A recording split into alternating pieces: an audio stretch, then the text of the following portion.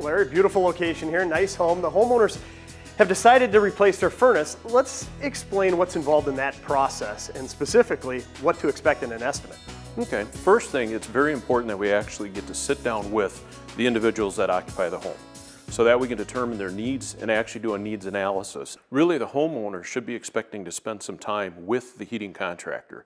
It's very important for the heating contractor to learn from the homeowner what their lifestyle is. What temperature do they like for the daytime as well as at night? Do they have areas of the home that may or may not heat or cool properly?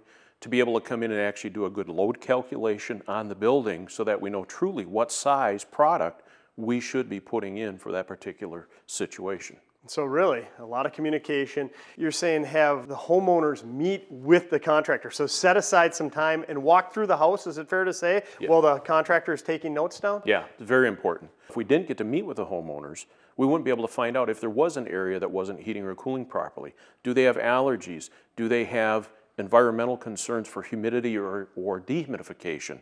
So I should be thinking ahead of time, are there any cold spots? What's the temperatures I like?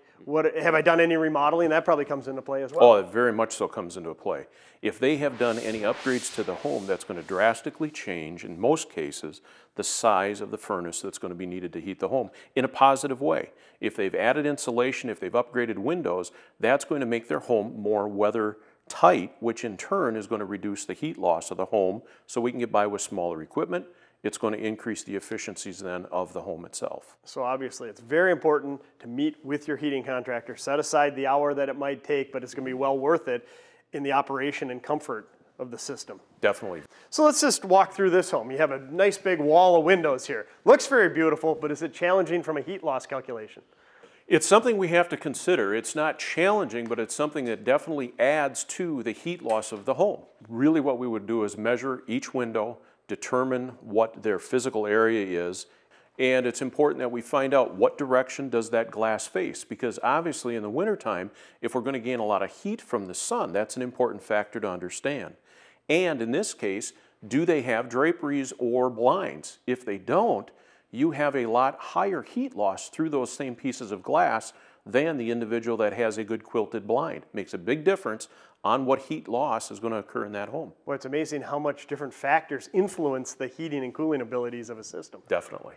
And then when you look here, this actually faces east, so there's not a whole lot. It's just morning sun coming in, but they also have a covered wraparound porch. Yeah, and that's an important detail. With that being covered, you're really never going to get any direct solar gain through these windows on the lower level. The upper you would, but not down below. Okay, east side, move to the south. They have a sunroom there, a few less windows, but windows just the same. Exactly. Sunroom definitely comes into play, and again, that's important to talk to the homeowner. How do they use that? Are they expecting that to be conditioned to the proper temperature all of the time, or are they going to understand that when the sun's shining in on them, that's going to be warmer than the temperatures they're trying to maintain within the rest of the home in the wintertime? Okay, so lots of factors that can influence the performance of a system down the road. Okay, so the contractor's walking around with the homeowner, taking notes down. What's the next step in the process? What, as a homeowner, should I expect to get in return?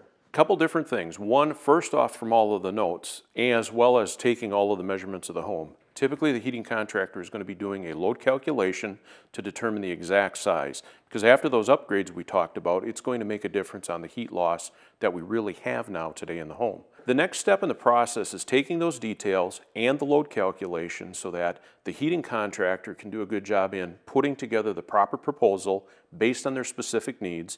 Are there areas of the home that have to heat a certain way?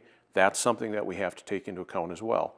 And then one of two things are going to happen. They'll either do that on-site with today's technology or potentially go back to the office, do the calculations, and either schedule a second appointment or mail the proposal.